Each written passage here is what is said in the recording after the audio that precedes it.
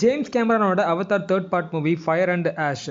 So இதை December 19, 2025 release பண்ண போகிறாங்க. இந்த மூவியோட ட்ரெய்லரை டே பிஃபோர் எஸ்டர்டே ரிலீஸ் பண்ணியிருக்காங்க. செகண்ட் பார்ட் மூவி 2022 வந்துச்சு. அதுக்கப்புறம் 3 இயர்ஸ் கழிச்சு ரிலீஸ் ஆக போகிற இந்த மூவியில் பார்த்தீங்க அப்படின்னா பேண்டோரா பிளானட்டோட இன்னும் ஒரு ட்ரைபை இன்ட்ரடியூஸ் பண்ண போகிறாங்க.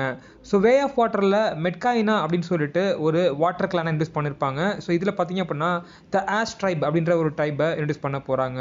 ஸோ த ஆஷ் ட்ரைப் பார்த்தீங்க அப்படின்னா இந்த வாட்டர் ட்ரைபை கம்பேர் பண்ணும்போது ரொம்பவே பவர் ஹங்க்ரி ட்ரைப் அப்படின்ற மாதிரி சொல்லப்பட்டிருக்கு. ஸோ லாஸ்ட் இயர் நடந்த டிஸ்னி T23 எக்ஸ்போவில் ஜேம்ஸ் கேமரூன் இந்த ஆஷ் ட்ரைவ் பற்றி ஒரு சின்ன டீஸை கொடுத்துருப்பாரு. ஸோ அது மட்டும் இல்லாமல் இந்த மூவியில் இது வரைக்கும் நம்ம பேண்டோரா பிளானட்டில் பார்க்காத ஒரு சில அன்சார்ட்டட் டெரிட்டரிஸ் பற்றியும் பார்க்க போகிறோம்.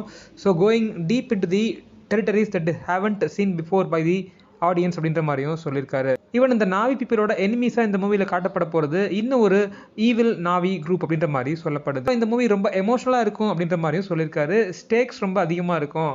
ஸோ அடுத்தடுத்து என்ன டேஞ்சர் வரும், என்ன டெத் நடக்க போகுது அப்படின்ற அந்த ஆர்வம் இந்த மூவியில் இருந்துகிட்டே இருக்கும் audience. Titanic fame Kate Winslet, அதுக்கப்புறம் மிஷல் யோ, இவங்க 2 பேரையும் புதுசாக கேஸ்ட் பண்ணியிருக்காங்க. ஸோ வழக்கம் போல் நம்ம ஸ்டீஃபன் லேங் பார்த்தீங்க அப்படின்னா இந்த மூவியில் ரிட்டர்ன் ஆயிருக்காரு. பட் டிஃப்ரெண்டான ஒரு கேரக்டர்லாம் நடிக்க போகிறாருன்ற மாதிரி நினைக்கிறேன். ஸோ இந்த ஃபயர் குரூப் தான் இந்த பேண்டராவோட ஃபாரஸ்ட்டை பார்த்தீங்க அப்படின்னா கம்ப்ளீட்டாக பர்ன் டவுன் பண்ணி அதை ஒரு பேரன் லேண்டாக மாற்றிட்டாங்க அப்படின்ற மாதிரியும் ஜேம்ஸ் கேமரூன் பார்த்தீங்க அப்படின்னா ஒரு சில ப்ரமோஷனல் இன்டர்வியூவில் சொல்லியிருக்காரு. ஒரிஜினலாக இந்த தேர்ட் பார்ட் மூவியும் செகண்ட் பார்ட் மூவியும் ஒன் சிங்கிள் மூவியாக தான் வந்து பிளான் பண்ணலான்னு இருந்தார். பட் இந்த மூவியோட லென்த்தை கன்சிடர் பண்ணி பார்த்தீங்கன்னா இந்த மூவியை 2 பார்ட்டாக ஸ்ப்ளிட் பண்ணி ரிலீஸ் பண்ணியிருக்காரு.